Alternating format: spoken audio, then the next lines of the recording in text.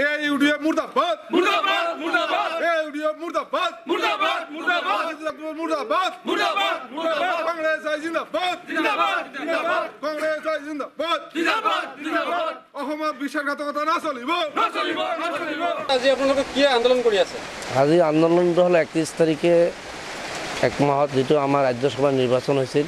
এই নিৰ্বাচনত আমাৰ এটা ঐক্য মঞ্চ হৈছিল, কংগ্ৰেছ ইউডিএফ সিপিআই আৰু ৰাজ্যৰ দল সকলোৱে মিলি এটা দল কৰি আমি ৰাজ্যসভা প্ৰাৰ্থী যোগ্য প্ৰাৰ্থী গণতান্ত্ৰিকভাৱে প্ৰক্ষেপ কৰিছিলোঁ।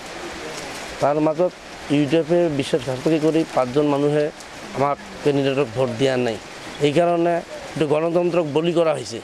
গতিকে এইখিনি মই ক'ব বিচাৰিছোঁ অসমবাসীক, যাতে ইউডিএফক অসমৰ পৰা নিশ্চিত কৰিব লাগে। যিমান দিনলৈকে ইউডিএফ থাকিব, এই জাতিধ্বংসী দল বিজেপি দল, যি দলে মুছলমানৰ ভোট নালাগে, মুছলমানৰ বিৰুদ্ধে কয়, এটা সম্প্ৰদায়ক লৈ বিভিন্ন ধৰণৰ বিভিন্ন সময়ত মতবাদ দিয়ে, এইটো দলৰ হৈ যিটো সিহঁতে এটা কাম কৰিছে। গতিকে মই ৰাইজক আহ্বান কৰিব বিচাৰিছোঁ, যিমান দিনলৈকে এই ইউডিএফ দলটো থাকিব, সিমান দিনলৈকে আমাৰ এটা জাতিৰ প্ৰতি ভাবুকি এটা ভয় এটা ভীতি আহি যাব।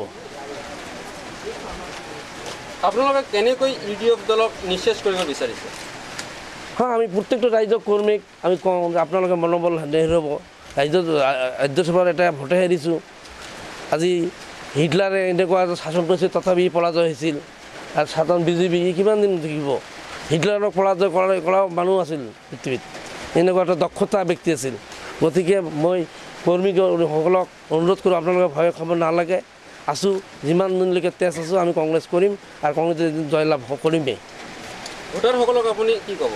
মই এইখিনিয়ে কৈছোঁ যে আপোনালোকে ভয় খাব নালাগে। হিটলাৰ এজন ব্যক্তি আছে, যি ব্যক্তিক পৃথিৱী কঁপাই দিছিল গোটেই পৃথিৱী, তথাপি এই ভয় নিশ্চেষ হৈছিল এদিন জানো হিটলাৰ। তেনেকৈ এটা বিজেপি কিমান এটা শক্তিশালী দল, এটা জাতি লৈ ৰাজনীতি কৰি আছে। গতিকে ভয় খাব নালাগে, হয়তো আমি এদিন এই দলক পৰাজিত কৰিমেই। সানশাইন ইংলিছ স্কুল সেৱা স্বীকৃতিপ্ৰাপ্ত চাপটগ্ৰামৰ একমাত্ৰ নিৰ্ভৰযোগ্য ইংৰাজী মাধ্যমৰ স্কুল। যোৱা মেট্ৰিক পৰীক্ষাত এইখন স্কুলৰ ছাত্ৰ ছাত্ৰীৰ উত্তীৰ্ণৰ হাৰ আছিল 100%।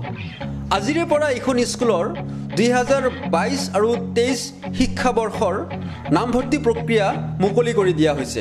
ক্লাছ নাৰ্চাৰীৰ পৰা 9লৈকে নামভৰ্তি চলি আছে।